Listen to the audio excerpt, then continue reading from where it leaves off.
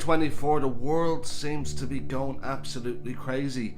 We see in scripture that all these prophecies, it seems to be lining up to an ultimate crescendo of the return of Jesus Christ. One of the big topics and conversations among Christians is the whole topic of the rapture. Is it possible it could happen at any day, or is it something that it happens right at the end and it's all done at the very end? What I wanted to do was to actually show you some proof in Revelation to make you question the understanding of why it cannot be at the end, and hopefully you'll have a better overview to realise that the rapture is something that we should look forward to. What I'll ask you to do, like always, is to watch the video in full to get the full context and hopefully get a better understanding, but also smash the like button and share this with someone whose eyes may open to the truth of who Jesus Christ is, because essentially that's what this is about.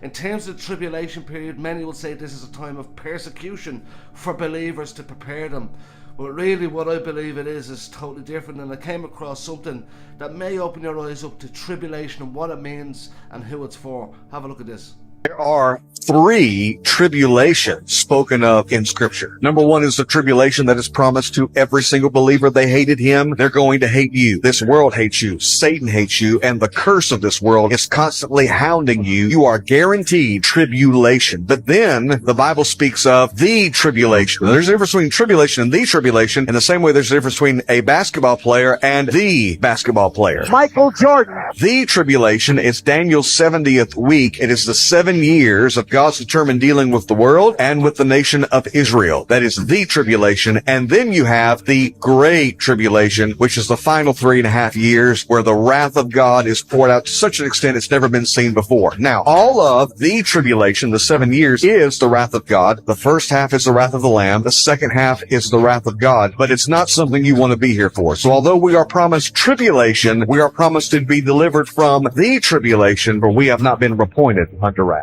When it comes to the rapture, there is different points of views, but many times I'll get emails and messages saying the tribulation period is a time of persecution for believers. It's God testing the believers, getting them ready. But everywhere that I look and see in terms of the tribulation, whether you call it time of Jacob's trouble, which is specifically for the people of Israel, but the tribulation, the time of trial, God's wrath, is to test all inhabitants and the ungodliness and unrighteousness on earth. Us as believers in Jesus Christ, just like in Romans says that we have been justified by him. We've been justified by Jesus and what he done on the cross, and because of him we're saved from the wrath to come.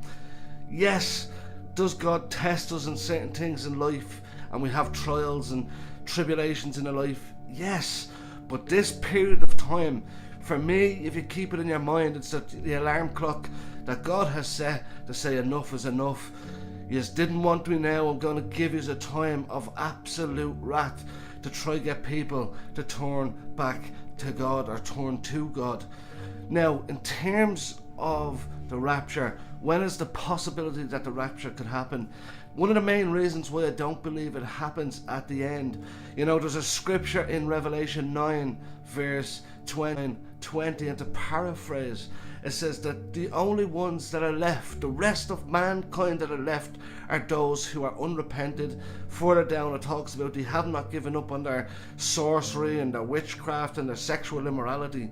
Now, I asked the question, where are the believers at that stage? As we get closer to the end, that the rapture is about to happen, now you're telling me there's only going to be a couple. There's not really many people around that will be here for it. When Paul talked about the rapture, that it would happen in the blink of an eye, he told us to encourage each other with the blessed hope that this would happen. But to me, this kind of shows and gives an indication that there's no believers around at this stage.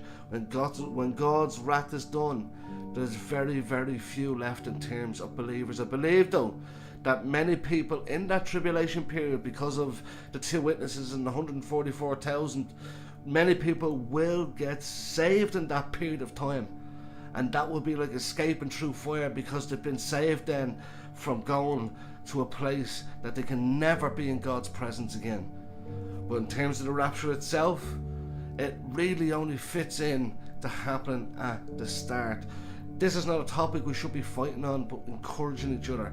I believe, even if people believe it happens at the end and they're walking with Christ and they love Christ, I believe if the rapture happens beforehand, they're taken away too. But remember, of all of the chaos going on in the world, God is always in control, and keep the faith.